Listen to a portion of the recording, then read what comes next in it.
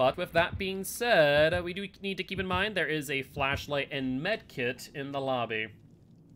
I mean, honestly, not all survivors are like that. It's honestly the immature ones.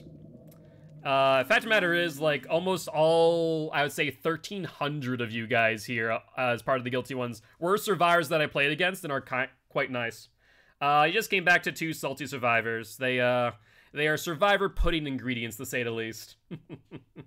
Prime survivor pudding ingredients. Just not a fan that they died.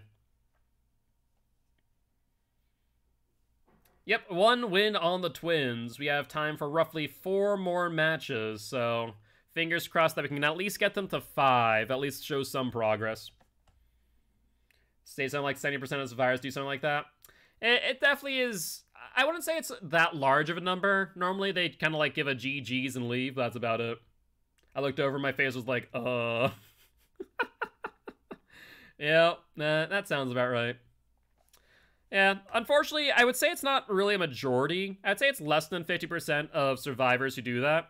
I would say it's the vocal minority. Like, there's always those key instances that stick in our mind because they're outside of the norm, and so we always think, based on that pattern, that it's more than it actually is.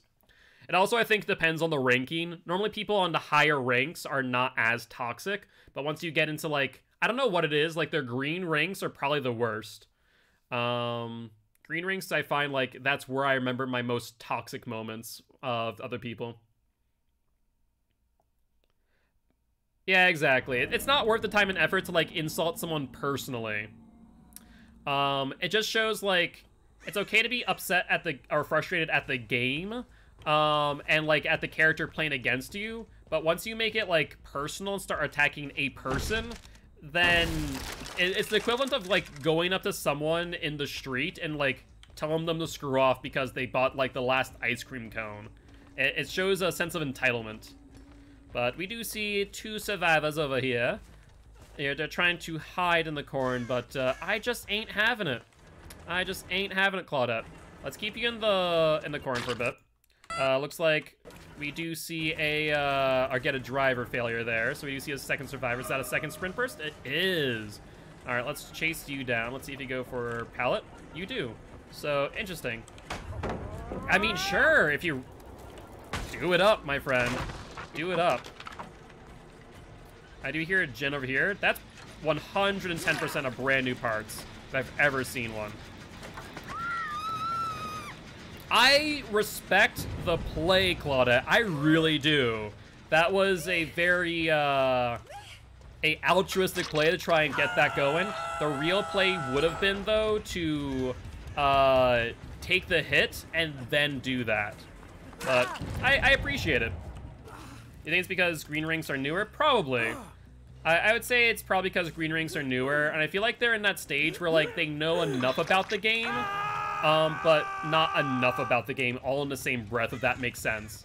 Like, they have enough to have experience, but not enough to know that maybe the reason for their failures is because of, you know, misplays, and not because the killer did something to disenfranchise them, if that makes sense. Yes, sprint burst, no dead hard.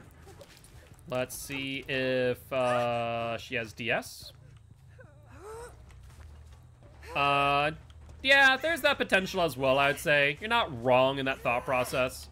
You know, they are in that, like, point in time to where, like, some of them are going to get red rings, some of them are going to get purple rings, stuff like that. So I could see that. I could see that. Hello there, Adam boy. Where are you going? The hitboxes on these pallets, I'm telling you guys, they are something fierce. We see a Claudette over here. They're in a corner, which is lovely stuff. Mind game her. And they go back. Mind game again. Let's break. And there's a... who else is here? Is that both Claudettes? No, yeah, it's both Claudettes. I was right. Alright. Oh, hi! There's an Adam and the third Claudette over here. Third Claudette's going back here, which is fine by me. Let's mind game and down you. Honestly, I've lost track of which Claudettes were the one on hook and which ones weren't. I did hear footsteps. Yeah, flashlight saves being tested out here. That's one body block. You need all three of you. If you don't get all three of you, it's not happening. Yeah, like I said.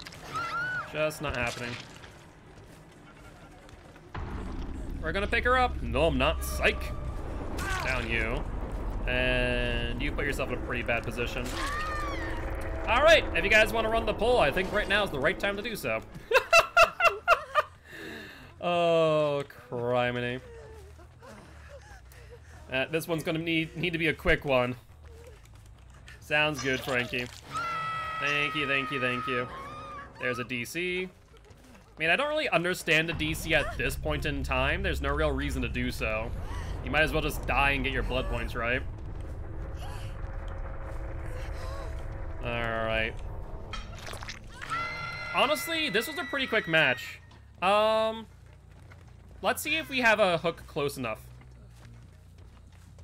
Where is he? Oh, you're over here. Yeah, you're trying to make sure. Hatches a no? Sounds good. I'm not sure if I have a close enough hook, though, is the problem. There's basement. I'm not sure which one's closer. This hook or basement? I'm not going to bother fighting it. Fair. I mean, they kind of played themselves in the long run. I saw what they're going for. They're trying to ensure that the person who was dead on hook wasn't going to die on hook. But at the end of the day, I honestly lost track of which freaking Claudette had just been on hook, which one wasn't. I was like, you're all Claudettes. Hell if I care. 'Tis the problem with allowing survivors to have the same characters. It's very easy for people to forget. But GG, well played nonetheless. I saw what they're going for, and it was valiant. It was a valiant effort, but GG's.